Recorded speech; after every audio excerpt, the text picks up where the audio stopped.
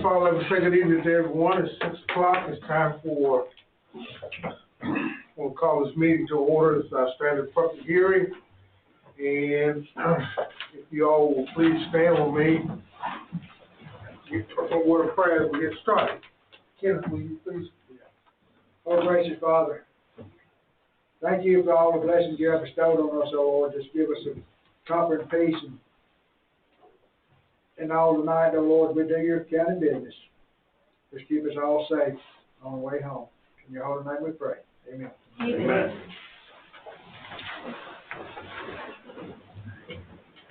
First of all, my name is Canola Scott. I'm the chair of the Planning and Zoning Commission. I'd like to welcome you tonight to our December public hearing. And I don't have any announcements, but I would like for the board to introduce themselves, starting from my left. Yeah. Good evening, Bruce Gandy, District 5. Hello, Cynthia Fortson, District 3. Good evening, Kenneth Bradley, District 1 and Vice Chair. Lee Mitchell, District 2. And William Smith, District 4. Melissa Payne, zoning clerk. Tracy Patrick, zoning administrator. Mike Pruitt, County Attorney. All right, thank you so much. As we begin, I am required to read some public hearing statement. As the first order of business tonight, I'm required to read a few statements regarding the zoning process. If you have any questions, I will address them once I finish. Zoning directly affects private property rights, which includes the right of the property owner to enjoyment of the use of their property and the right of adjacent owners and the general public not to be unreasonably harmed by specific land use. Tonight is the first of 2 public hearings. A second public hearing will be held before the Board of Commissioners on, I believe, January 5th at 6 p.m. at this location. Attendance is not required, but your attendance is recommended. Order of business. As to the order of business tonight, I will introduce the applicant, and then the zoning administrator will give her comments. Then the applicant will come forward, state their name and address, and state their reasons for their request.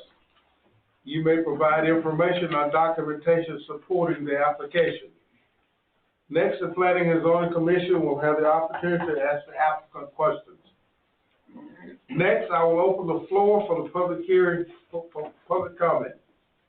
Ample time will be given to those that may want to speak in opposition to in favor of or in opposition of the rezone request.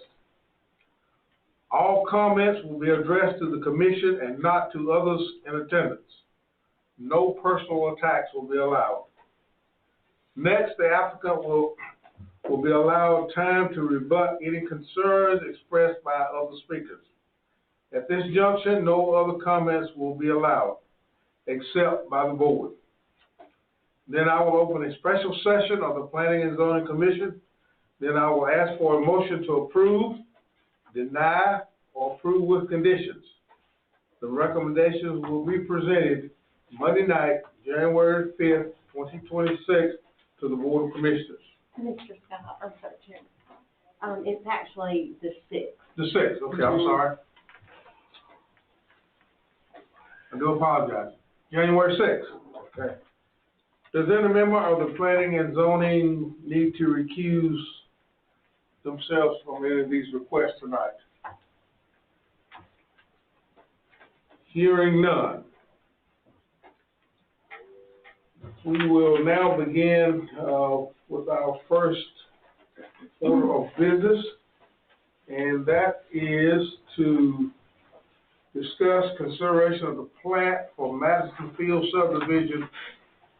I'm sorry, that's the wrong one. That's the wrong one. Ms. Patrick, I'll turn it over to you. Okay.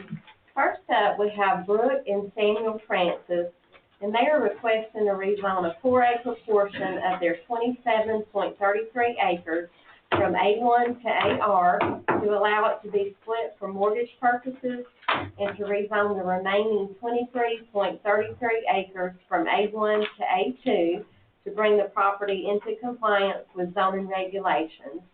Property is located at 1653 Vineyards Creek Road in Comer on map 95, parcel 42 in District 4.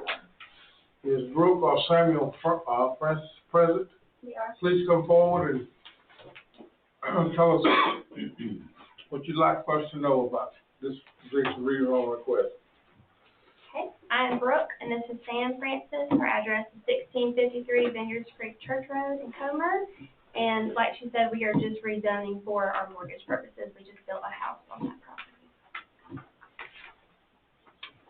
All right, is there any questions from the board for these applicants? Not, thank you much. All right, we will open the public hearing. Is there anyone here who wants to speak in favor of this rezone request? Hearing none, is there anyone that wants to speak in opposition to this rezone request? Hearing none, I'll close the public hearing and bring it back to the board, and I will entertain a motion. Mr. Chairman, I make a motion we approve as presented. Have a motion to approve. I'll second. We have a second. Any questions or comments? Hearing none, Mr. Gandy? Yes.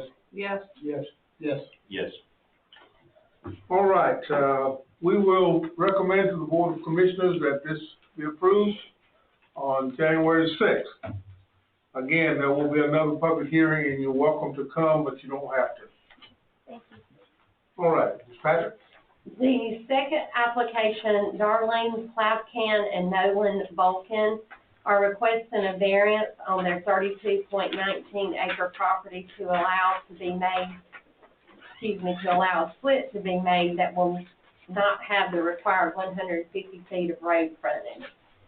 I do want to make an announcement that I did speak with Ms. Plavcan yesterday, and they are needing to withdraw the application due to personal reasons. All right, with that being said, move on to number 3. Okay. Marcus and Deborah Hale are requesting to rezone their 16.08 acres from H1 to AR to allow the property to be split into 2 tracts consisting of approximately 8.79 and 7.30 acres each to give their daughters. Property is located at 0 Colbert-Danielsville Road in Colbert on map 58, parcel 88-02 in District 5. And I do want to make note that at the time of the application and when the packets had gone out, we were using a hand-drawn site plan. Yes. But since then, a surveyor had submitted, Mr. Paul, submitted a new plat, and the acreage is actually changed to 8.68 and 7.40. All right. 7.40. So just a little bit. All right. Marcus or Hale? Yes. Marcus Hale, just wanted to split the property for my daughters and give each one part of it. I live in Hull, but the property's in Coffee. Okay. Question? I do have a question. I know, was you the one I spoke to? No. It was whoever was on the property, in the brick house. Oh. No. Brick house is my sister. Oh, okay. All right. This is one off of Culver Daniels, right? Yeah. Okay, whoever I spoke to lives in the house over there. His house is in front. Yeah, and that's where the, easement is gonna come off. Yes. Okay, and he kind of told me that nobody was gonna build, they just wanted to put something on there. Well, no, nobody's planning to build just yet. I have one daughter that her family lives in Charleston. Right.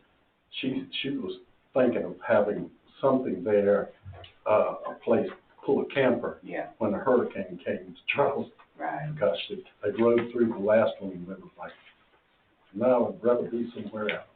Yeah. So, but there's no plans to build anything at the present time.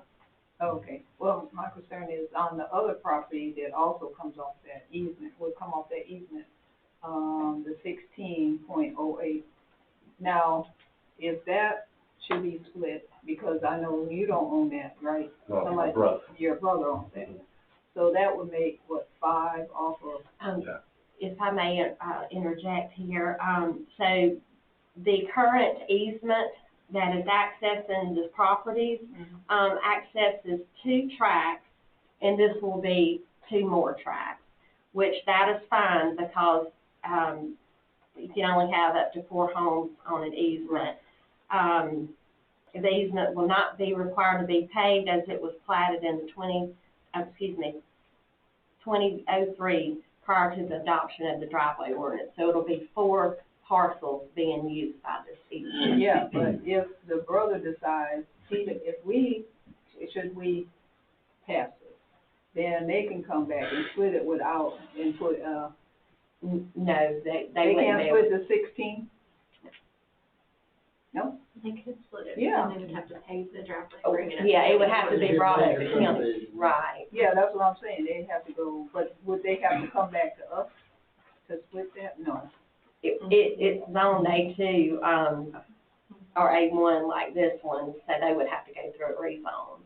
And the only way, if that is approved, then that easement that's grandfathered in right now would have to be paved and brought up to county road standards at that time. I didn't know if they, because if we already have AR there, can just split it to AR and then they have to come back, but you're saying they do, okay, that was my concern, all right. All right, any further questions from Mr. Hale? Thanks, sir. All right, we will open the public hearing. Is there anyone here who wants to speak in favor of this rezone request? Hearing none, is there anyone here who wants to speak in opposition to this rezone request?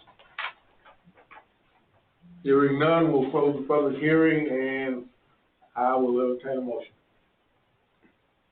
Mr. Chairman, I move that we approve this as presented. We have a motion to approve. Second. We have a second. Any questions or comments from members of the board? If not, Yes. Yes. Yes. Yes. Yes. all right, Mr. Hale, this, we will, present to the Board of Commissioners and recommend approval on January 6th. And there will be a second hearing, you're welcome to come, if you'd like. All right, Beth? All right, Kyle Wood, applicant for Beverly Freeman, is requesting to rezone her 36.81 acres from A1 to AR/A2 to allow the property to be split into 4 tracts consisting of a 5.419 acre tract, a 5 acre tract, a 9.90 acre tract, and a 16.491 acre tract to sell. The property is located at 0 Harry Falls Road in Danielsville on map 48, parcel 26 in District 4. All right, you want the applicant here? Yes, sir. Please come forward. Good evening, ladies and gentlemen. I'm Kyle Wood. I'm the surveyor, that did the survey work for Ms. Fleeman. She is requesting to split the property so she can sell. She lives in North Carolina. She just turned 90, just about a week ago. Her and her son live up there. Nobody's lived down here, a lot of the family, in probably 50 years or so. So they just want to be able to sell the property and, keep it in the same like type, as far as size of properties in the area, or do that to rezone it to sell it smaller tracts to maximize, her sale, and just to use that money, I'm sure, to look after her as she gets older. All right, sir. Anyone have any questions? Mr. Wood? Thanks, sir. Thank you. All right, we will open the public hearing. Is there anyone here who wants to speak in favor of this rezone request? Hearing none, is there anyone here who wants to speak in opposition? Hearing none, we'll close the public hearing. I'll entertain a motion. Mr. Chairman, I make a motion that we approve as presented. Have a motion to approve? Second. Have a second? Any questions or comments? Mr. Bradley? Yes. Yes. Yes. Yes. Yes. All right, this has been approved by this board, and I will recommend to the Board of Commissioners that it be approved, and there will be a second public hearing on January the 6th, right here in this meeting. All right, at this point, we'll move into old business. Adam Swan, applicant for James Burkstall. I want to make a comment here that the public hearing has already been held. We will not hold another hearing tonight, but I will allow, if any of the board members have any questions for the two attorneys, that they may answer those questions. But we will not have a public hearing. Patrick, you want to go over this? Do you want me to read the whole Yes. thing? Okay. Adam Swan, applicant for James Burkstall, is requesting to rezone a 4.4 acre portion of his 15.16 acres from A2 to R1 to sell and combine with adjoining property 4038 for desired additional road frontage. The remaining 10.72 acres will remain in the A2 zone. Property is located at 973 Floyd Road in Danielsville on map 40, parcel 44 in District 2. All right, we postponed this, until tonight to discuss, because I think the attorneys had some questions that they wanted to talk among themselves, and we had some, issues that we wanted to have time to consider. So hopefully all that has, gotten done, so I will hear from anyone that has any comments at this time before we, entertain a motion on this particular application. I guess first of all, Mr. Pruitt, I think you and the attorney had some, that y'all wanted to talk about. And Sure, and I'll start. I just had a couple of questions that Mr. Goff clarified for me. One was just what the intent was, and it is, as assumed was the case, but I just want to make sure that just to develop as an R1, 1.5 acre lot minimums, not trying to go back to impose any conservation or requirements or benefits. The other question was about, that I had was about the offered condition from the applicant to pave that portion of Eugene Hardman Road. Up to the point of this parcel that is up for rezone and would then be combined with the existing larger parcel that's already zoned R1. And so Mr. Goss pointed out that the development impact fee law does say that it's not necessarily, you cannot impose system improvements. You can only impose project improvements. Project improvements are things meant to benefit the property itself and the people who may use it. The law says that if it benefits the general public beyond just that property, more than incidentally, whatever that means, then it's a system improvement. So I can see the argument both ways, and I can see the argument that Mr. Goss offering for why that would be enforceable. It's untested. Of course, you could also argue, especially depending on I don't know how that portion of the road is used now, if it is used by the general public and will continue to be used by the general public, not just primarily the residents of this new subdivision. That would be the counter argument that it is an unenforceable system improvement. But I think we fleshed that out between ourselves, and I can see the argument both ways.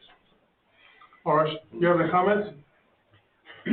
No, I would just, echo, Mr. Pruitt. I do agree with him that the law, at least as I understand it, is not clear on whether it would be a system improvement or a project improvement.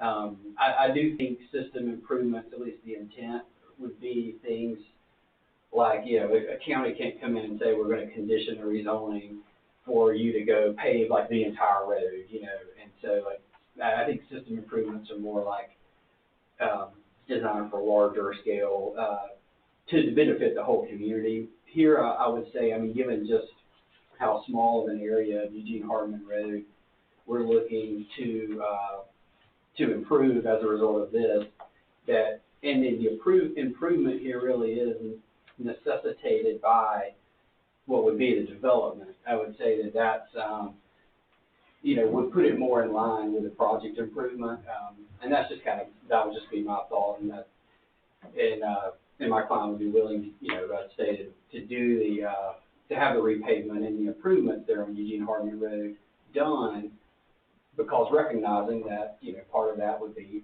an increase in access from subdivision that would be needed, and so that's really the thought process there.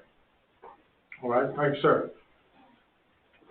I do have a question that this rezone is talking about Floyd Road, but it's also, the road that actually you're talking about paving is part of Eugene Hardeman Road, is that correct?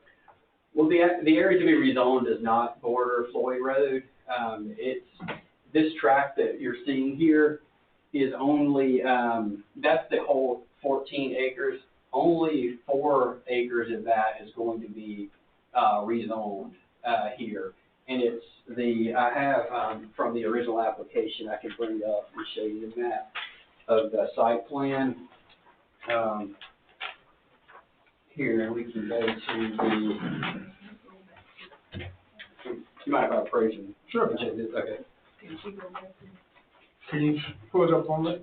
We don't have that. We don't have it, okay.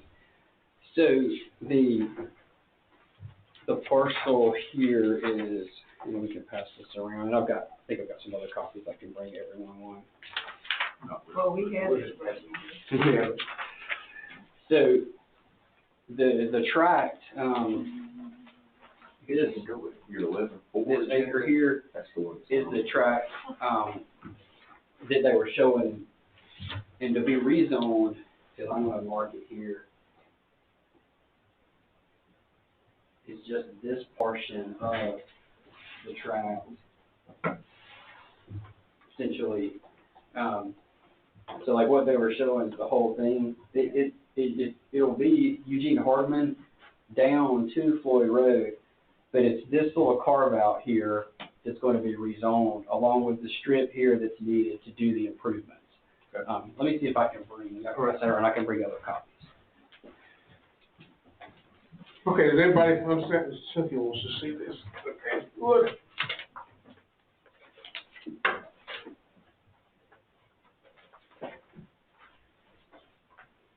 So they're on the last page. So you're saying you're just improving this section here for the entrance? Right, that's correct. Yeah, So okay. the rezone would be this, Yeah, just this. this area. That's part of it that would be part of the acquisition that my client is going to acquire from Mr. Barkdahl if the rezoning goes through. And the reason why they're acquiring that strip is to allow room for the improvements of Eugene Hardeman. You got it pulled up. Okay. Oh, so that Right. will be our. Okay.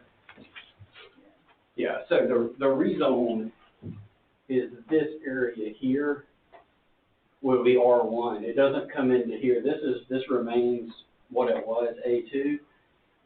There will be the strip here that comes down along Eugene Hardeman. It adds 20 feet to the right of way, and the purpose of that would be to do the improvements necessary to repave Eugene Hardeman up to this point and then bring access in here. Okay. All right, So, actually, The county can't make him pay it, right, Mike? It's up to him to pay it if he wants to. So- Well, that's the question. So he's offering that he would be amenable to a condition that he has to do it. The question is whether that's enforceable.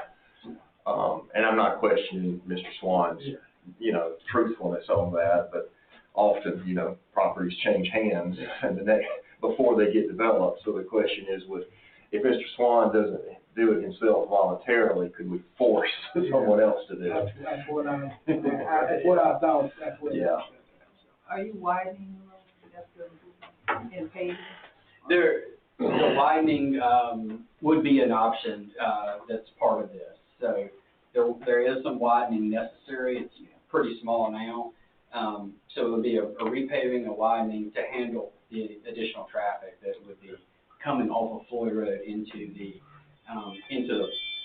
project. And it's, right, we're not talking about going Eugene Hardman, up further here or Floyd Road improvements, because that would bring in the system improvement type analysis. I think really what we're talking about is limiting the condition to, if this gets developed out of the subdivision under R1, which can happen anyway. Right. What we're trying to do is just allow an access here and improvements here to allow for, that sort of improved access. Or second exit out, it will be 2 lanes, right? Right, yeah, two lane, but more, like a more improved, paved, wider, with. Yeah, now, the survey shows that it's only Eugene Hardman only had a 40-foot right of way, so, The strip, yeah, like there's a 20 acre, a 20-foot, strip that's gonna come down here. It's hard to see in this one, but basically it says that, oh, I see, to be added, so you have a. It should be, so as part of, like the property my client has under contract to buy for Mr. Berthold includes that 20 acre strip, which. 20-foot strip. 20-foot strip, yeah, sorry. Gotcha, okay. And the only reason that is included is to allow for an increase in the right of way from 40 foot to 60 foot because, regardless of whether or not the, paving is made as a condition to this rezoning, it is likely going to be needed anyway if this gets developed as a subdivision through planning and road department and other requirements. So that's already being contemplated, that an improved access and improvements on this road from Floyd to the access here would be done. Gotcha. I want to just make sure everybody understands, that's just from forward to the access, not the entire road. Right. The entire road is quite long, so to say, there's other properties or other houses, things on that particular road, so, make sure that that's, how about, any comments from the members of the board? I know, Lee, I forwarded some stuff that you had sent out, and I also, discussed it with some members of the board of commissioners. I was waiting to see what was said before I started asking questions. Okay. I guess the first question would be, and this might be a legal question that had been looming, maybe it's been answered. Can the 4.4 acres be legally combined with the already R1, and I don't know where the conservation subdivision issue comes in, can it be joined with the 50 acres? I think so. I think we agree that when the conservation subdivision for overlay was repealed from the zoning ordinance, this became just a straight R1. That 50 acre parcel became a straight R1. So if this one's owned R1, they match, they can be combined. With that said, if the intent of the 4.4 acre rezone is to gain access to Eugene Hardman Road, there's a lot more, it looks to me like there's a lot more property to be rezoned than what it would take just to gain that access. What's the purpose for all the rest of the property down there when it's not really needed for a roadway? It's just to allow, design and development flexibility. Okay. We're talking about, the subdivision here, which 54 acres under R1 is a 1.5 acre minimum lot anyway. So adding the 4.4, really, once you account for the access and all, it may add 1 or 2 lots. I don't think that's the driving factor. I think it's more to allow for a more uniform, unless you don't have it in, right now, if you don't have that coming up in a more straight line, then you have like a lot of unused area here, and so having it come up this way just gives you a little bit more uniform and more design flexibility. And it may result in the addition of 1 or 2 more lots. So it is more property that would be developable? It is more property. That could be used. Right. Okay. The reason I ask that is I know back when this was rezoned to R1 20 years ago, 50 acres, was under a totally different comp plan if there was any. Our comp plan today puts this in a rural conservation area. That's why I can see that gaining the minimal amount of property to get some access to the road, but taking in more than that, if we were rezoning a piece of property by itself, that's not associated with this, it wouldn't fit the character area. It wouldn't fit a rural conservation character area which this fits in. So I'm just throwing that out. No, I understand. I think it's, I would say, just a minimal addition. And again, I don't, that was a negotiated line between it could have been driven by Mr. Bergdahl, who's selling this, wanting to at least, if he's going to sell that and give up certain access, maybe he wants to sell enough to make it worth his while.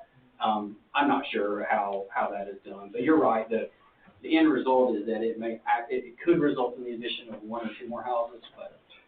And the access point back there, the county has not been approached in any way. I'm trying not to put the cart before the horse. It seems to me like if we rezone 4.4 acres and without the county giving some reasonable assurance that that could be used for what you're purchasing the property for, we don't know what the county would be willing to do to allow that to allow the road to be, paved and all, what your offer is. It looks to me like the county might need to be approached first to see if that's an option before we rezone a piece of property to give you access. That's an excellent point, and that's just something that's never been implemented in Madison County, but in larger counties, a rezone goes through all the departments, including the road department, for comments like that before it comes to this point. I guess we still have a couple of weeks minus Christmas before the Board of Commissioners takes this up that could be explored. Okay. And I think I asked this question at the other meeting 30 days ago. This access back there is a desire, it's not necessarily a necessity for this to be developed. I mean, you do have, not knowing how it would be set up, but there is a point of access down here already. That is correct. There's Raccoon Hollow and Woodpecker Point. There is a subdivision that exists here. Right. There's one area of access into there, and so you're right. There is a point of access to this property. Could do that. What ends up happening, or I guess one of the concerns we're trying to avoid is that emergency stuff. Like what happens if there's some issue with the road there, some emergency? This is a lot easier to have two points. And I know in preliminary discussions with that my clients had, the county does like to see 2 areas of access in subdivision development. And so that's one of the reasons why he has gone towards to this point to try to get the property under contract to allow an option for a second access. I guess my last question would be this: have there been other access points through this existing subdivision that could be, I know there was a lot of conservation, some property that was conservation property, conservation acreage in the existing subdivision down here. Is it even possible that another road could be routed through this end instead of that end? I don't think that has been, specifically evaluated, given that this seems to be the most,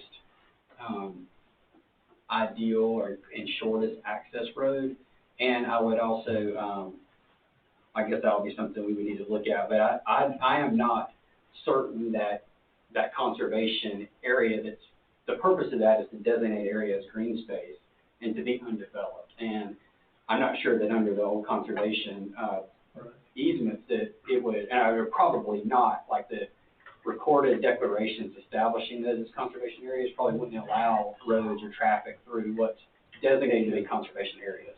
So I think it would go against the intent. I don't deny that having access out that other way would be a good thing to have. It just looks to me like we're putting the cart before the horse to rezone property, not knowing whether the county would be willing to do that or not. Okay, anyone else? Yeah, can I, because the back part is already residential, it's already gonna be developed, right? Into residential, since it's already residential? It already is developed. Oh, okay, Yeah. so what we're talking about, and you want the extension for the road? Correct. Oh, not the top one, okay. Yeah, that's what I'm talking about, the top This is part. what, do y'all have this survey, this is the final No, plat for we the, don't have for the phase one. This would be helpful to you if you had it. So you see the developed part there, and then you see the Yeah. diagonal line. Right. So the Right. 50 acres we're talking, what Tracy just highlighted, that's the phase two, that this addition of 4 acres to on the southwest side of it, that part, would give that extra access. Right. The phase one is that part below it, where Tracy's showing you. And so that road is Raccoon Hollow that comes down through there. It tees right there, Right. and then it splits, and there actually are 2 access points there out to Rogers Mill Road. Yeah, Okay. that's what Tracy's showing you. So that one is already gonna be developed, because it's R1. The phase one is already. Yeah, I mean, phase two. Phase two's gonna be developed. Yeah, it's already. It's already R1. That's a given, okay. Yes. So, what I'm showing, I can understand why you need access, because how many homes would go in? Roughly 30. 30. I So, think they would recognize those. so having 30 more added on to that. So, the little section that is in front of what you want to rezone, your future is to purchase that, right? No, This right here. there's no intent to purchase that. Oh, I thought you said you was you wanted to purchase that too in order to. No, only the area that. Okay, just Only that. this area is under contract to be Yeah. purchased, so if it can be rezoned, Yeah, this would be bought so that it could have a straighter line and more Right. access, along with the strip to allow the improvements along the road. That's what's under contract. but you're saying that, you're saying that the county has not approved the conservation of rezoning it. No, the Road department had. The Oh, road the road department department. has haven't given permission to do something to the road, to upgrade the road. Even if he is offering to fund the road, that doesn't necessarily mean the county's gonna Except, take him up on it. Looks to me like that needs to be done first, then rezone the property. Well, what's in our, zoning requirements, is that required for you to do that first? No, because this is already a public road, you see. This is Oh, gonna fall okay. under the interior roads that we usually deal with. So he really didn't have to do it. okay. Any other questions or comments? Okay. I do want to remind you all of, even though we're not having a public hearing tonight, to look back at the public hearing, to remember what the people that live in that area or the opposition to this particular rezone request, before you decide as to what you want to, what your vote will be tonight. So, Ms. Patrick, do you have any particular comments on this one, or? All right. If that's the case, I think we have heard from both attorneys. We've gotten some of our questions answered. I will say that I went and looked at the property. I myself am concerned with the layout of the flooding possibilities of that area. But I don't have a vote. So, at this point, I will entertain a motion so that we can present to the Board of Commissioners if we want to add conditions or approve it or disapprove it as presented.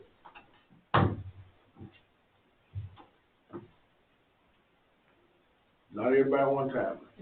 I move that we deny this request. Have a motion from Lee to deny.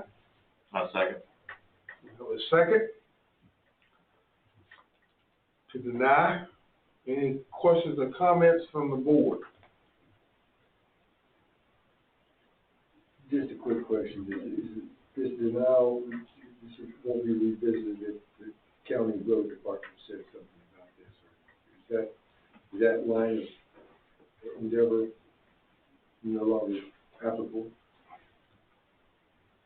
I don't know how to answer your question, Mr. Gander, but I think the motion is saying that, this is denied, and if the Board of Commissioners want to take it further, then they have the opportunity to do so.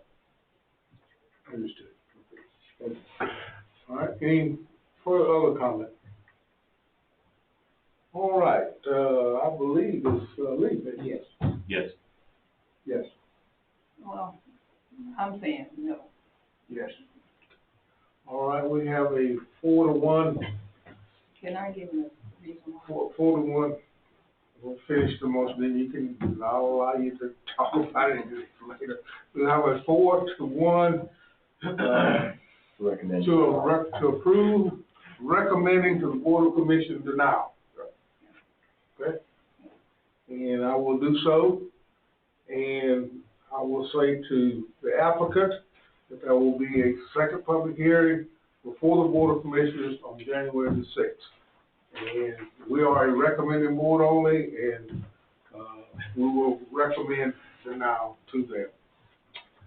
All right, Cindy, if you want to give your explanation, go ahead. Well, I want them, I'm saying, it's already gonna be developed, residential, so we already know 30 homes are gonna go in there. I know the flooding was considered further down on that main road, the other road, that's where they were considering where the flooding might take place. And there, I'm saying, safety-wise, as he said, having 30 homes in there, you need 2 access. And and they're saying that he did not need the road to come in there, or approval of the road for them to go in there and have access and approve. But I just don't see why they would not approve the road, but that's just my comment. That access probably needs to be needed. If you're gonna put 30 homes in there. Okay. All right. Moving on to number 2 on the old business. Okay, to discuss recommending to the Board of Commissioners proposed text amendments to the zoning ordinance requiring setbacks for auction barns and livestock sales pavilions. Okay,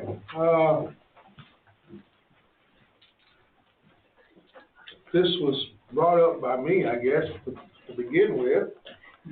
We've had a lot of discussion on it. We've gone back and forth. We've had different opinions and different things, but from my point of view, I'm ready to move on. So at this point, it's open for discussion. I want a question, I guess it goes to our attorney. I guess we were sent over, are we voting on it, the adding on? Or what are we voting? Right now, we're in discussion, but we will, at some point, we will vote as to whether to take it to the Board of Commissioners or not. With the add-on? Yes. That we were sent? Yes. Okay, I just have a question then. Where they have agricultural, pavilion. Is that, I was wondering why, this is something that can be open or closed, like walls? Well, and I sent comments, and I see here, I didn't send it to, I guess I sent it to Mr. Scott and Mr. Mitchell. I didn't send it to everybody else. I forwarded it. Oh, you did? I think to everybody else. I think Okay. this is. Everybody got it, yeah. Okay. I forwarded that message. Okay. He's talking about my comments, not Yeah. just the text of that you're looking at there. Right. Oh, I forwarded your comments to everybody. Thank you. oh, this is all I got, was this the licensing from West Georgia? And this proposed, that's all. I don't know, I do know I forwarded it to everybody. Did y'all not get it? Got it. I got it. Okay. Well, I just wanted to know, under that, if we're gonna add that on, does that fall under the same as the livestock auction market, that it will be under the federal and state law? So that, yeah, it'd be hard to read the whole email here, but that's why I brought that up. That's a lot of what I was talking about in my comments, that, these two terms we're using here, livestock sales versus market versus livestock auction market versus agricultural sales pavilion, are not well-defined terms. Oh, yeah. And so, that's, I guess, my primary concern with it as it's presented now. Okay, so, yeah, I was wondering why they don't fall under the same guidelines. All right. Anybody else? I volunteered to author this. Your ownership, I volunteered to author this, to put something together, because I knew what was trying to be accomplished here, and I had, sent it out and got comments, got a lot back from Mike, good comments. And if I had known then what I found out later, I don't know that I would have put all the effort into it, and meaning this, that it's been really frustrating that our UDC has gone on this long and we still don't have it approved. But this very thing is already addressed in our UDC. Our livestock sales pavilions is set at 100 feet, which could be adjusted, and it's still not a done deal, but it is addressed in there. And, had we moved and gotten the UDC done, this would be a midpoint. It would already be done. But it's not, and if you want to push it on up to the Board of Commissioners, what has been drafted here, fine, but I just wish the UDC had been approved by now. It's not. And I don't know that it's going to be approved anytime soon. I know the desire is there, but I don't see that happening. And let me say, I don't mean to take shots at Lee, because I sat on my hands when the question of who's going to take a shot at this came up, because I guess I vaguely knew what Lee found out. It's impossible. Well, I guess from the chair's standpoint, is that I've been part of the UDC discussions. We met, I guess, last week, and I am, like Lee, I'm not jumping up and down that this is going to happen anytime soon. And I think that I am asking that this group push it forward to the commissioners. If they want to delay it and wait on the plan that may be presented to them in the next year, that's fine. But I want to get it out of this committee's hands into their hands. You mean push exists, what's written? Yes. Well, that's what I'm saying. You have two different added. One is livestock auction market and one is the pavilion. Those are two different things, right? You got two different definitions. So I'm saying, would the pavilion still, would that fall up under the federal and state requirements? It's the problem, you've got the right problem, but it goes so much deeper than that. It's because, so livestock, first of all, that one, that reference to OCGA should be Georgia comp regulations, that's a state reg, not a state statute. It actually doesn't really define what a livestock auction market is very well. Second thing is, there's nothing in any law, anywhere, or in our ordinance to define what an agricultural sales pavilion is, and how, if at all, it's different from the livestock auction market. The term livestock sales pavilion was only put in there and attempted to be dealt with because the livestock, the auction barn that was approved for, on East Commerce Road, that term was pulled out because it is a permitted use. It was pulled out of our ordinance and basically called a livestock sales pavilion to give him an approval to operate. And so it's in our ordinance. It's listed as a permitted use on the chart. It was used to give him permission to operate, so I felt like it needed to be defined somewhere. Now, in the UDC, it's not mentioned at all. It falls, you know, a pavilion would fall under an agricultural structure, Yeah, because. like a pole barn or whatever. But I mean, the pavilion, when I look at it, it can be no walls or it can be walls with whatever circle inside or whatever. So that's what I'm saying, it should fall under both. I don't know if it's regulated by federal and state. You could have sales in a pavilion, but typically, at least to me, a pavilion on a farm could be used for, educational events, shows, you got bleachers. I mean, but every now and then you have cattle sales as well. So it's only gonna be an A1. That's only A1. That's correct. So that's what I'm saying. So why in our wording is not fall up under the same guidelines as the state and federal, and also have the same setback? Because the pavilion you only had, I think, 50. Something had only 50. Because I guess to me, a pavilion is not used for a regular auction, livestock auction facility. It's only by, it's on private property, it's by invitation only, it's typically a rare event. At least that's the pavilions that I've seen operate. Well, see, that's what I'm saying, but according to what I looked up, pavilion could be. I think ideally it just needs to be eliminated. Okay. In my opinion, the new UDC does that, it just doesn't even mention that. Okay. At all. Right. All right, that was my concern. And it sets the setback for a livestock auction market or livestock auction barn at 100 feet, and it's there. I mean, it's there.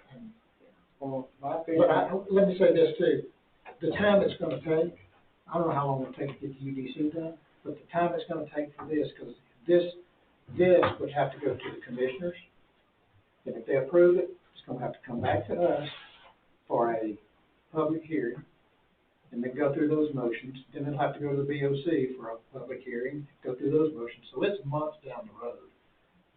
Now, where the UDC is, I don't know. Well, let me make this comment. I personally want to see the UDC completely taken out of the conversation. I want it presented to the Board of Commissioners.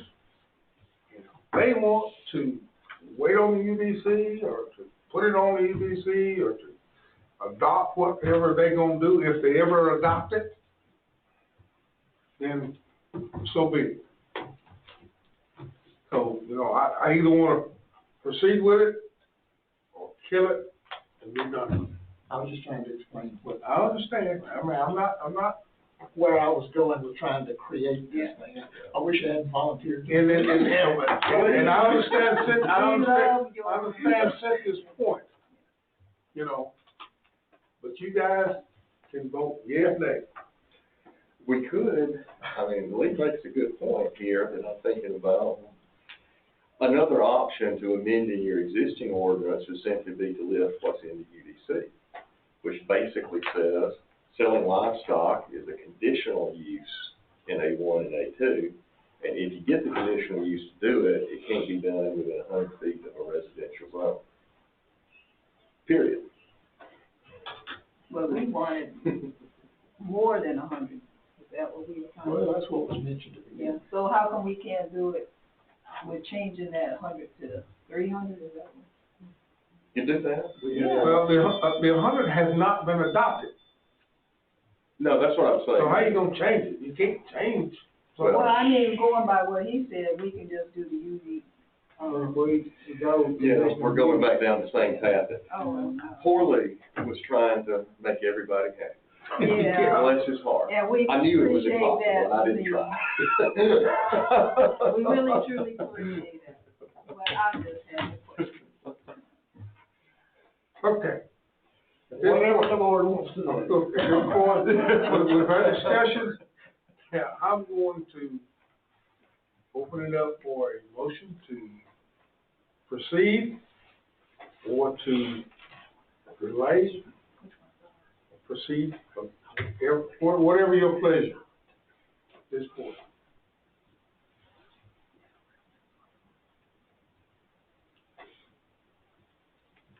Everybody speak at one time. I don't want it delayed, so if we done been over this long enough. I'm gonna make a motion to deny this request. I said, I'm sorry. Okay, we have a motion and a second to I guess to not recommend this to the board. of not Commissioners. recommend Okay. this, to not recommend this text amendment to the Board of Commissioners. I'm not reason for that because if we do send it on the board, it may take 6 months to get it back through the all here, you know. You see that may approve, you just need that what next month or so.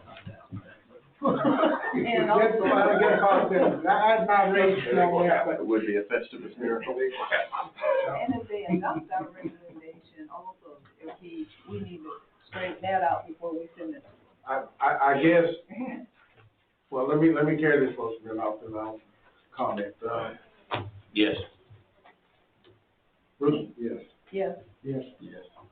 All right, it has been motion second and approved that we, not present this to the Board of Commissioners, as a text amendment. I do believe that I'm committed to this, and my next move will be, once the UDC ever comes out with their 100 feet, is to amend it to more setback, to a different setback.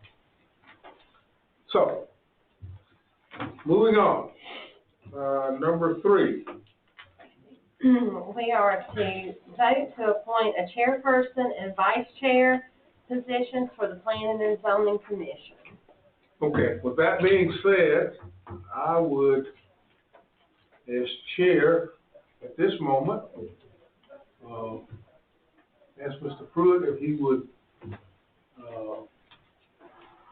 conduct, appointing a chair and a vice chair. Be glad to, if everybody's okay with that. So the way this works under Robert's rules, it's a little different than a normal motion second vote. First, we'll open the floor to nominations. Once anybody who wants to nominate someone has done so, we'll close nominations. Then we'll start voting on people in the order in which they were nominated. The first person who gets a majority vote, that's the chairman. Then we'll start in January 1. Then we'll repeat that process for vice chair. Does that make sense? Okay. All right, so the floor is open, and by the way, you can vote for yourself. So, floor is open for nominations for Chair of Planning and Zoning Commission for 2026. Make a motion, vote, Canales as chair.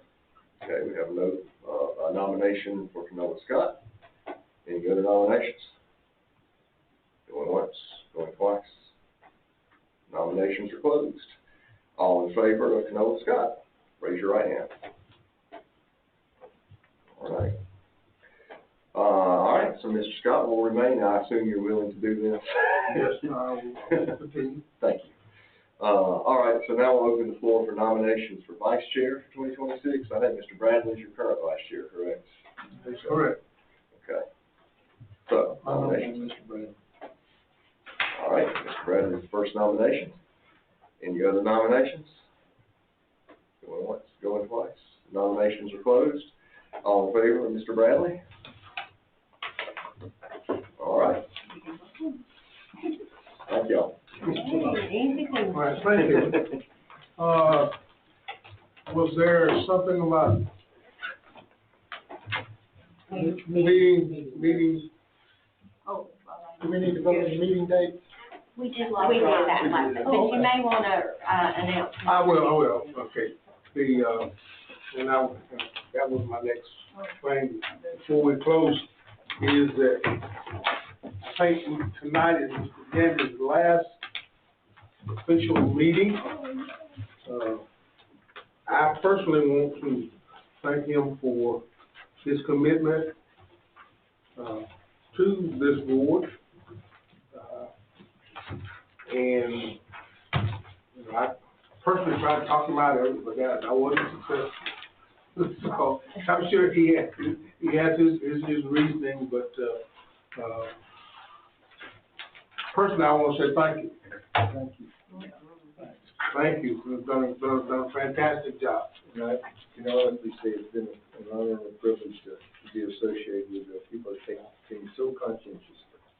And really, once again, a tribute not only to members of the board, which are essentially volunteers, but also the staff that does a phenomenal job interacting with the public and does it so well. So thank you. It's been Thank you for your wisdom and contribution to the county. Colonel and his family have done a lot for the county and will continue to do so.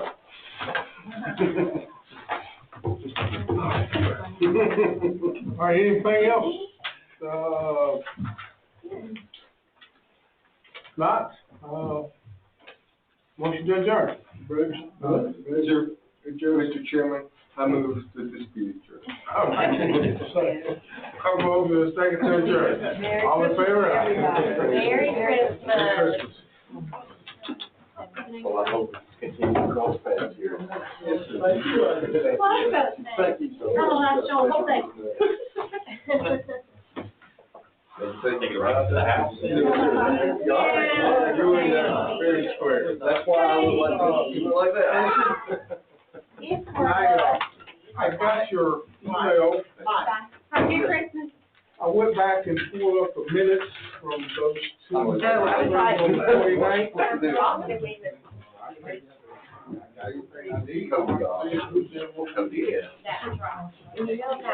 Well, sir, I was over there joking with Tracy. Yeah, you're right, I see you. I know. Yeah. Can always be done. But they got to go through the process. Right. I'm sure we, I'm gonna tell her you told me I would tonight. No, they sure don't. No. We keep running into these advances. I knew that. I got it from her, Such yeah. as having department comment, we just hadn't quite got. The crazy. I know. I've been on the wages for a long time. And thank you guys, whoever did this. Thank you. Yeah, absolutely. Right, thank you. You're very welcome, sir. Thank you guys. Yeah, that's right. All good. Long year. My family, down to Saturday, the first time. Yeah. Different stuff, so. Oh, it's something. That's right. Y'all have a good one. You too. Merry Christmas. Hey, I told you. When y'all close, the 24th? That was my trash. Okay. Thank you. When do y'all close, the 24th? Yes, ma'am. And then we had the option, would you like another piece of paper? Yes, sir. Would you email me? Okay, all right. Rose and telephone number. You ready to go? I say. Two, Protection. I'm gonna be I wanna go down there and I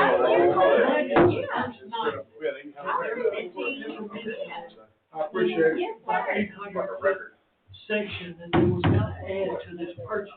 The first night they didn't, the first night it was said that this is not